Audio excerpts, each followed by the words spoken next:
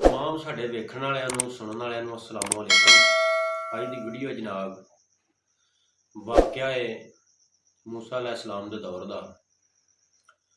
कौन मूसा अलैहिस्सलाम होए ने? अल्लाह दे बड़े प्यारे नबी होए ने। ये वो अल्लाह दे नबी होए ने जिहड़े अल्लाह दी ज़ात नाल कहतूर पहाड़ ते अम कलाम हुंदे सन, अल्लाह दी ज़ात नाल गल्लां करदे सन। मूसा अलैहिस्सलाम दा एक दिन एक बस्ती दे विच गुज़र होया। गुजरते सन पे ते अगे एक बजुर्ग खातून ते उसदे घर वाला दोवां ने मूसा अलैहिस्सलाम दा रस्ता रोकिया ते आख्या, ऐ अल्लाह दे नबी, तुसीं ते रोज़ अल्लाह दी ज़ात नाल गल्लां करदे हो ते साडा भी एक पैगाम है, साडी भी एक करज है, जे अल्लाह दी ज़ात नूं तुसीं आखो ते शायद साडी पूरी हो जाए।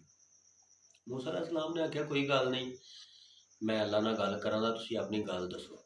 आख्या कि ऐ अल्लाह दे नबी, अल्लाह दी ज़ात नूं जाके आख्यो कि जिहड़ा साडे नसीबां दा रिज़क है ना, वो सानूं इक्को वारी अता कर देण ताकि असीं खा के सानूं पता होवे भी ऐ साडे हिस्से दा रिज़क है ते असीं खा के जिहड़ा वे अपना गुजारा पे करिए। सानूं रोज़ थोड़ा थोड़ा नहीं चाहिदा, एक टाइम हुंदा एक टाइम नहीं लभदा।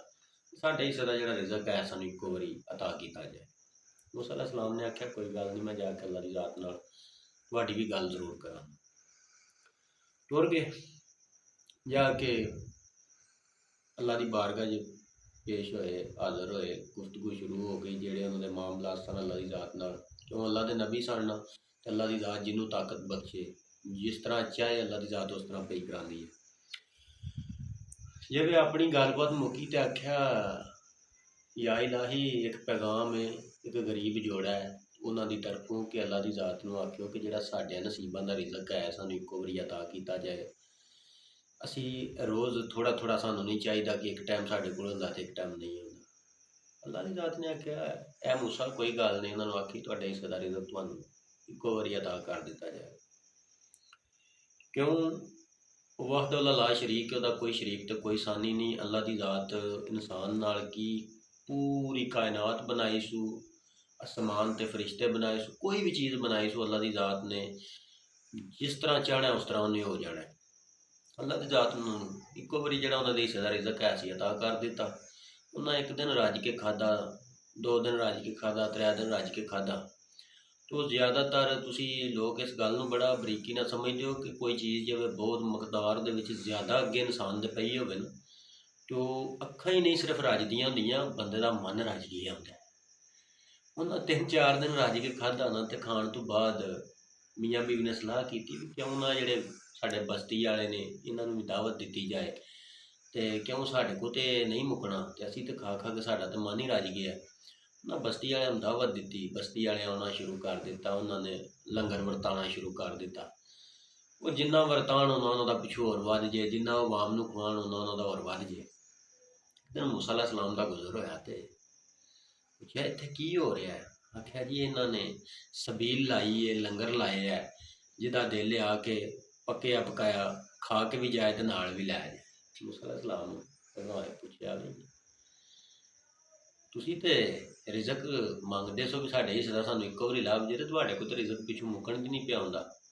आख्या जी, बस अल्लाह देई जा रहा, असीं आपी भी खा रहे हैं तो आवाम नूं भी खवाई जा रहे हैं। गल लम्मी हो जानी है। मूसा अलैहिस्सलाम रब की बारगाह पेश होए, आख्या, मौला, अजीब ही नज़ारा वेख्या है, उन्होंने हिस्से का जिहड़ा रिज़क है असीं तुसां उन्हां नूं अता कर छड़िया, ते मैं पिया वेखना कि उन्हां कोल पिछू मुकन च नहीं पिया हुंदा।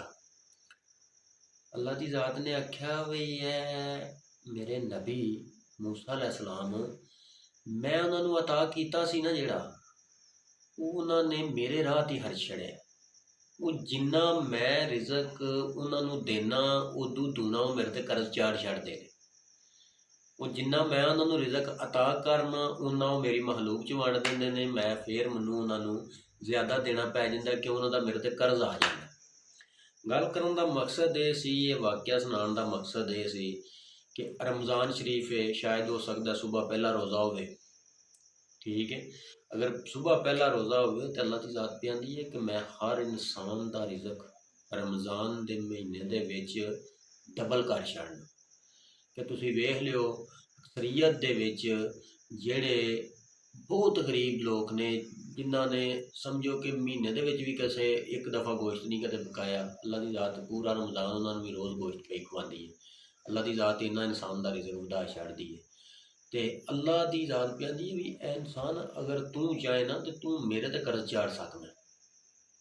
ਕਿਉਂ ਕਿ ਅੱਲਾ ਦੀ ਜ਼ਾਤ ਕਹਿੰਦੀ ਮੈਂ ਇਹ ਇਨਸਾਨ ਤੈਨੂੰ ਬਣਾਇਆ ਹੈ, ਮੈਂ ਤੈਨੂੰ ਸ਼ਾਇਦ ਆਪਣੀਆਂ ਕੱਲ ਨੂੰ ਨਮਾਜ਼ਾਂ ਦੀ ਮਾफ़ੀ ਦੇ ਛੜਾਂ।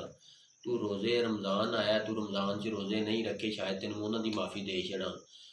ਤੈਨੂੰ ਹਰ ਚੀਜ਼ ਦੀ ਸ਼ਾਇਦ ਮੈਂ ਮਾफ़ੀ ਦੇ ਛੜਾਂ, ਪਰ ਇੱਕ ਚੀਜ਼ ਦੀ ਤੈਨੂੰ ਮਾफ़ੀ ਨਹੀਂ ਮੈਂ ਦਿਨ ਕਿਆਮਤ ਦੇ ਦੇਣੀ, ਉਹ ਹੈ ਹਕੂਕੁਲ ਬਾਦ। ਹਕੂਕੁਲ ਬਾਦ ਤੂੰ ਮੁਰਾਦ ਦੇਵੇ ਕਿ ਸਾਨੂੰ ਚਾਹੀਦਾ ਰਮਜ਼ਾਨ ਆਇਆ, ਸਾਨੂੰ ਆਪਣੇ ਆਲੇ ਦੁਆਲੇ ਵੇਖਣਾ ਚਾਹੀਦਾ ਹੈ, ਗਰੀਬ ਗੁਰਬਾ ਵੇਖਣਾ ਚਾਹੀਦਾ, ਆਪਣੇ ਭੈਣਾਂ ਭਰਾ ਵੇਖਣੇ ਚਾਹੀਦੇ ਨੇ, ਗਰੀਬ ਤੇ ਮਸਕੀਨ ਵੇਖਣੇ ਚਾਹੀਦੇ ਨੇ, ਤਾਂ ਕਿ ਜਿਨ੍ਹਾਂ ਦੀ ਅਸੀਂ ਮਦਦ ਕਰ ਸਕੀਏ। ਤੋ ਸਰਕਾਰ ਦਾ ਤਾਂ ਫਰਮਾਨ ਸੀ ਨਾ ਕਿ ਆਪਣੇ ਘਰ ਦੇ ਵਿੱਚ ਤੁਸੀਂ ਹਾਂਡੀ ਨੂੰ ਤੜਕਾ ਐਡਾ ਤੇਜ਼ ਨਾ ਲਾਓ, ਸ਼ਾਇਦ ਤੁਹਾਡੇ ਨਾਲਲੇ ਘਰ ਖੁਸ਼ਬੂ ਜਾਏ, ਉਹਨਾਂ ਦੇ ਘਰ ਸ਼ਾਇਦ ਸ਼ਾਮ ਨੂੰ ਕੁਝ ਵੀ ਨਾ ਪੱਕਿਆ ਹੋਵੇ। ਤੇ ਜੇ ਇੰਨਾ ਤੇਜ਼ ਤੜਕਾ ਲਾਣਾ ਤਾਂ ਫਿਰ ਸਾਲਣ ਉਹਨਾਂ ਦੇ ਘਰ ਵੀ ਦਿਓ, ਤਾਂ ਕਿ ਉਹਨਾਂ ਦੇ ਬੱਚਿਆਂ ਨੂੰ ਵੀ ਤੁਹਾਡੇ ਘਰੋਂ ਗੋਸ਼ਤ ਦੀ ਖੁਸ਼ਬੂ ਗਈ ਉਹਨਾਂ ਘਰ ਹੋਰੇ ਦਾਲ ਵੀ ਨਾ ਪੱਕੀ ਹੋਵੇ ਜੀ, ਤੇ ਤੁਸੀਂ ਉਹਨਾਂ ਦੇ ਘਰ ਵੀ ਫਿਰ ਜਾਂ ਸਾਲਣ ਦਿਓ ਤੇ ਜਾਂ ਆਪਣੀ ਹਾਂਡੀ ਨੂੰ ਐਡਾ ਤੇਜ਼ ਤੜਕਾ ਨਾ ਲਾਓ ਕਿ ਤੁਹਾਡੀ